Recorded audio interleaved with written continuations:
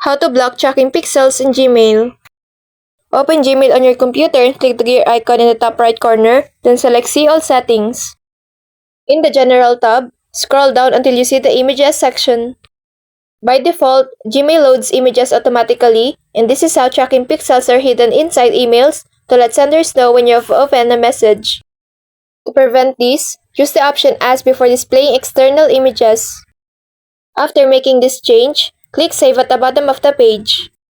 From now on, Gmail will block images, including invisible tracking pixels, until you manually allow them in each email. This gives you better control over your privacy and prevents unwanted tracking. If you ever want to allow images in trusted emails, you can still do so by clicking the Display Images Below option in that specific message.